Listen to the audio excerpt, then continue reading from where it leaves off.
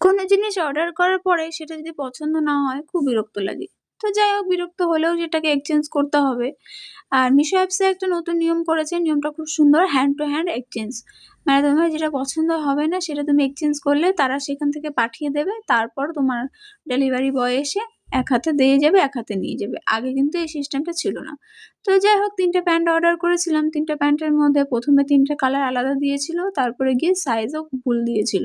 তো তারপরে এক্সচেঞ্জ করে সাইজ বড় করলাম, ভাবলাম কালার আলাদাই আসবে। ৩ টে প্যান্টের ৩ টা কালার ছিল। কিন্তু এখানে কি করেছে দেখো, ২ টো প্যান্টের কালার একই ব্ল্যাক।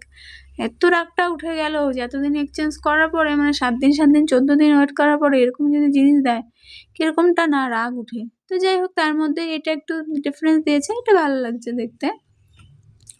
তো ২ টো প্যান্টই ব্ল্যাক, এটা হচ্ছে খুব খারাপ লাগলো। তো তোমরা কারা এরকম অর্ডার করার পরে সেম কালার এসছে বা সেম কালার আসেনি একটু কমেন্টসে জানাও তো। আর আমি একসাথে কম্বো অর্ডার করেছি কারণ একসাথে কম্বো অর্ডার করলে একটু কম পড়ে। আর সিঙ্গেল অর্ডার করলে একটার দামই অনেক বেশি পড়ে যায়। সেই কারণের জন্য। তো যাই হোক এমনি প্যান্টগুলো ভালো।